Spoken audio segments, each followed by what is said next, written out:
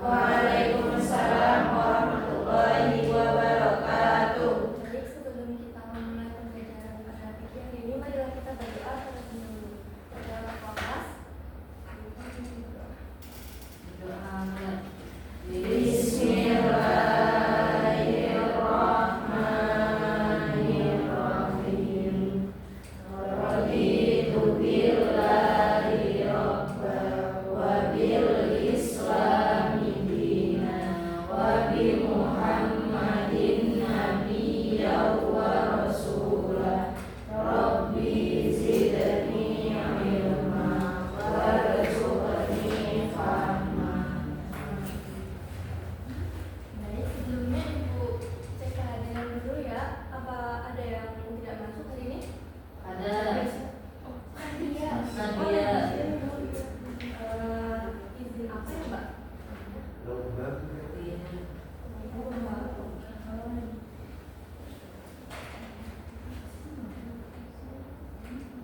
Oke, sebelumnya gimana kabar kalian pagi hari ini? Baik. Semangat belajar, Kak? Semangat. Coba kasih rating 1 sampai 10. Seratus. Gimana paling semangat? Ada yang semangat. Oke, kalau ada sampah atau kotoran di samping kalian, di sekitar kalian, ya. Ya, dan yang depannya masih kosong loh. Bisa maju dulu yang belakang.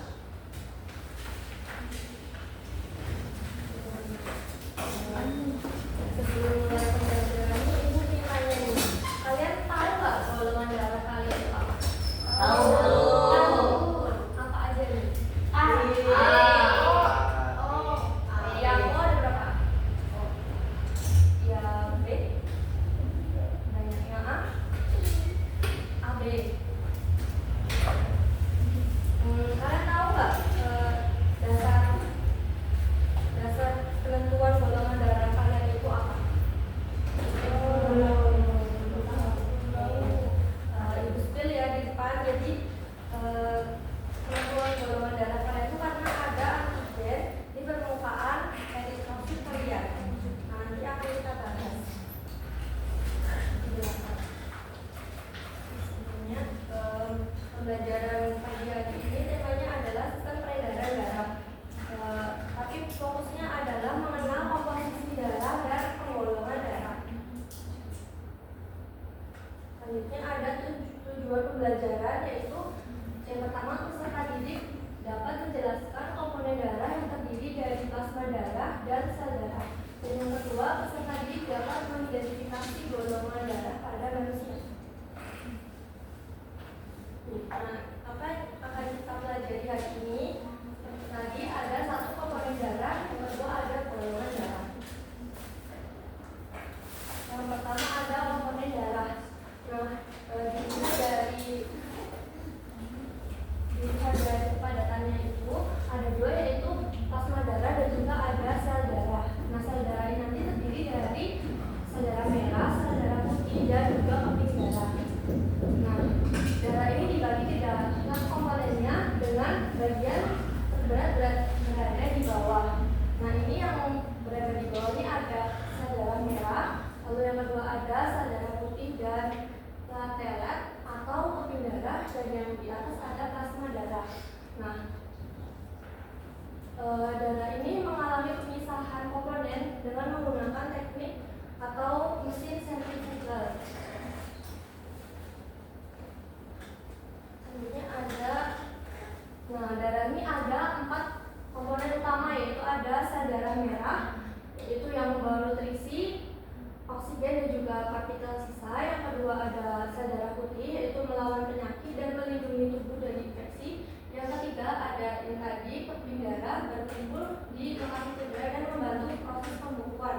Dan yang terakhir ada plasma darah, yaitu dia tuh warnanya kuning ya, cairan kuning pucat, tempat komponen lain mengapung di dalamnya. Selanjutnya ada plasma darah. Nah, plasma darah ini terbagi lagi atas 90% air dan 10% zat terlarut, meliputi protein, garam mineral, bahan plasma darah ini tuh mengandung protein yang tersusun atas albumin, globulin, dan juga fibrinogen. Nah, albumin ini punya peran untuk menjaga tekanan osmotik darah, globulin berfungsi untuk antibodi, dan juga fibrinogen berperan dalam pembekuan darah. Ini ada 6 fungsi, yaitu yang pertama apa? Menjaga keseimbangan cairan tubuh, membantu proses pembekuan darah, menjaga suhu tubuh, membantu melawan infeksi, Dan yang terakhir, menjaga keseimbangan asam dan basa. selanjutnya ada sel darah merah atau eritrosit. Nah, bentuknya itu berupa bikonkav atau menonjol ke dalam. Jadi ini dia seperti piring ya. Dia ada cekungannya di tengah, dan yang sampingnya ini dia lebih tebal. Panjang rata-ratanya itu ada 8 mikrometer. Nah, rata-rata tebal bagian luarnya ini ada 2 mikrometer, dan yang tengah ini ada 1 mikrometer. Nah, pada eritrosit ini terdapat hemoglobin yang berperan dalam memberi warna merah pada darah. Nah, ada karakteristiknya, yaitu seperti tadi bentuknya bikonkav dan dia tidak berinti ya. Yang kedua, terbentuk di susun tulang belakang. Yang ketiga, umur selnya 120 hari. Yang keempat, jumlahnya 4 sampai 5 juta. Jadi dia ini yang paling banyak di antara sel yang lainnya, sel darah yang lainnya. Berfungsi untuk mengangkut CO2 dan O2 atau karbon dioksida dan juga oksigen. Kedua, ada sel darah putih atau leukosit. Nah, sel darah putih ini secara garis besar dikelompokkan menjadi 2, yaitu granulosit dan juga agranulosit. Nah, kalau yang granulosit ini apa? Dia memiliki butiran sitoplasma. Nah, kalau yang granulosit ini tidak memiliki butiran sitoplasma. Jadi yang ini tuh kayak ada bintilnya, sedangkan kalau yang itu tidak ada. Nah, yang granulosit ini ada 3 macam sel, yaitu basofil, neutrofil, dan juga eosinofil. Yang kedua ini ada agranulosit ini, yaitu contohnya terdiri dari limfosit dan juga monosit. Nah, karakteristiknya dia bentuknya tidak tetap, tapi memiliki inti sel, berbeda sama yang sel darah merah tadi yang tidak memiliki inti sel. Terbentuk di sulur tulang, limfa, dan juga kelenjar getah benih. Nah, umurnya ini cukup pendek ya, yaitu 12 hari.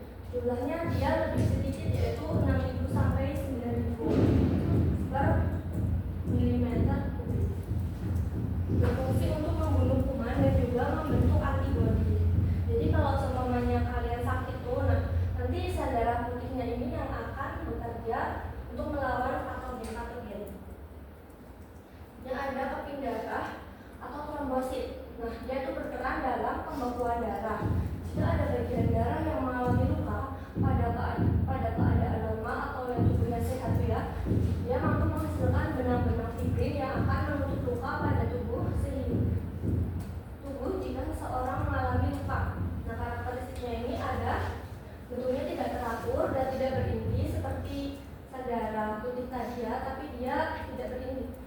Terbentuk di sumsum tulang belakang. Umur selnya dia lebih sedikit daripada sel darah putih tadi, yaitu 6 sampai 9 hari.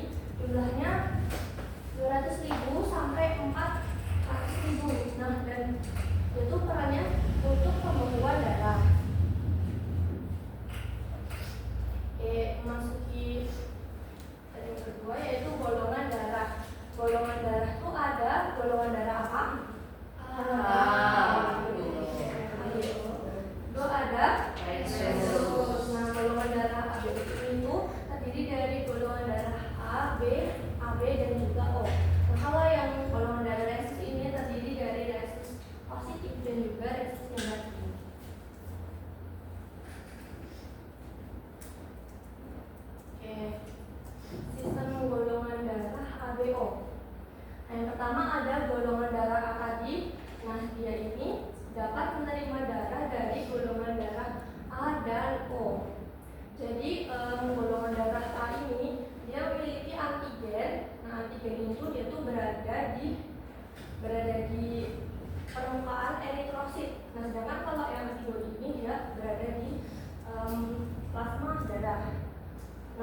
ini tuh nggak bisa sama tuh hurufnya. Kenapa? Karena kalau sama itu nanti mereka akan dapat mengumpalkan darah. Nah, kalau seumpamanya darah itu tergumpal ya, dia itu bisa menyumbat saluran darah. Apalagi kalau seumpamanya dia tuh mengumpalnya di organ vital seperti otak itu, dia dapat berbahaya. Itu yang kedua ada golongan darah B. Itu dapat menerima darah dari golongan darah B dan juga O. Jadi yang ini dia bisa mendapatkan golongan darah dari O dan juga dari B. Kenapa? Karena mereka ini antibodinya itu beda, dia nggak sama, jadinya nggak apa-apa gitu ya. Kalau mereka nanti antara ini sama ininya sama, mereka seperti yang ibu jelasin tadi, mereka bakalan menggumpal. Yang ketiga ada golongan darah AB. Nah, AB ini dapat menerima darah dari golongan darah A, B, AB dan juga O. Nah, itu disebut resipien universal. Nah, tapi dia itu cuma dapat menjadi donor untuk AB saja, jadi AB untuk AB gitu. Kalau golongan darah O, dia itu dapat menerima darah dari golongan darah O saja.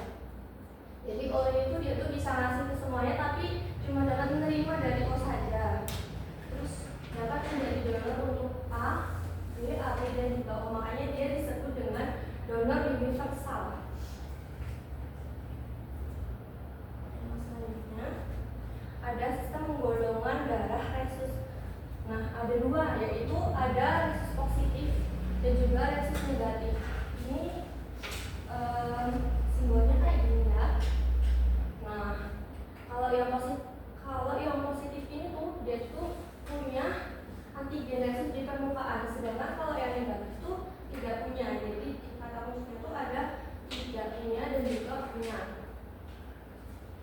Ya, ini ada contoh kasus di sistem golongan darah resus ini. Jadi seumpamanya ada ibu hamil yang itu sistem golongan darah resusnya itu negatif ya. Jadi dia tuh kan dia negatif, dia nggak punya antigen resus ya di tubuhnya. Nah, waktu hamil dan umpamanya anaknya tuh punya resus positif. Nah, tubuh ibu tuh merasa kayak ada zat asing nih, jadi ibunya tuh kayak antibodi dari ibunya tuh akan melawan bayi tersebut gitu. Jadi itulah kenapa kalau seumpamanya ibunya negatif terus bayinya positif itu, anak yang kedua itu dia bisa tidak selamat. Tapi kalau untuk anak bayi pertama itu selamat karena ibunya itu belum membentuk antibodi.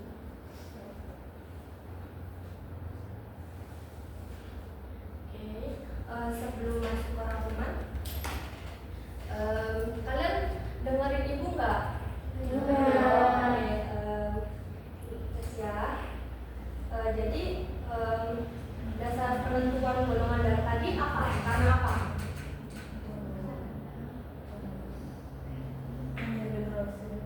Ya, apa Mbak Ulfa? Ya, karena ada antigen di permukaan eritrosit, yaitu sel darah merahnya. Untuk mengecek pemahaman kalian sampai mana, ibu akan ada soal, tapi berkelompok ya. Coba hitung 1, 2, 1, 2 dari Mbak Ina. 1, 2.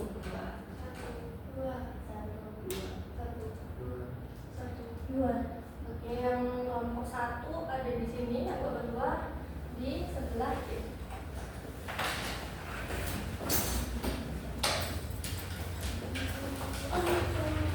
Perwakilan kelompok maju ke depan ya.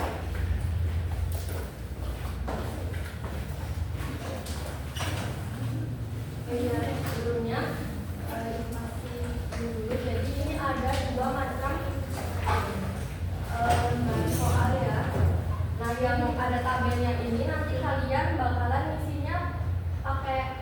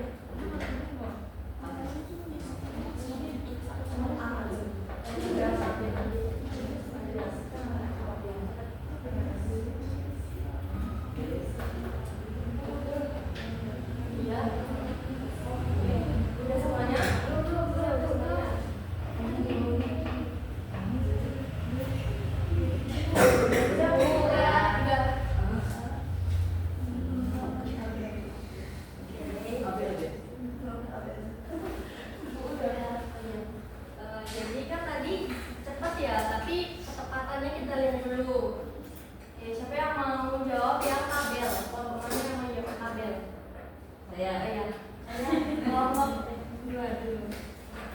Jadi di sini ada golongan yang pertama ada golongan darah A. Ya. Terus antigen di permukaan eritrosit pada golongan darah A itu adalah A. Ya. Untuk antibodinya itu B. Ya. Lalu kalau golongan darahnya B itu antigen di permukaan eritrositnya B, sedangkan di antibodinya itu A. Ya. Terus kalau golongan darahnya itu kalau golongan darahnya itu AB, Ya. itu antigen di permukaan eritrositnya itu AB juga, tapi dia nggak punya antibodi. Ya. Kalau misalnya di O, itu antigen di permukaan eritrositnya itu nggak ada. Ya. Terus untuk antibodinya itu ada. Kelompok 1 sama beda? Sama. Berarti soal isi yang singkat. Berarti kelompok 1 ya yang jawab. Nomor 1 golongan darah penerima donor darah BIMI. Ya. Sama golongan darah penonton donor yang tepat adalah BIMI dan UMIN. Ya. Terus yang kedua golongan darah penerima donor A+, maka golongan darah donor yang tepat adalah AMI dan O+. Sama. Sama. Tapi karena tadi kelompok 2 yang bisa belajar duluan, jadi kelompok 2 yang menang. Oh iya, tapi ya, kemarin kan ibu ini ya udah lihat project yang tugas dari ibu. Nah, terus project kalian itu bagus-bagus, jadi nanti kalian tetap bakalan Terima kasih, Bu. Oke, kalau sudah cukup ya, kalian bisa kembali ke tempat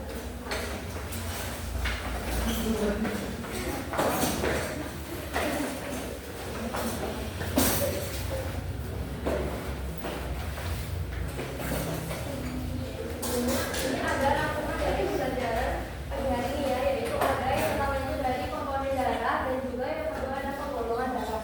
Komponen darah ini memiliki 4 komponen. Yang pertama ada plasma, sel darah merah, sel darah putih dan juga trombosit.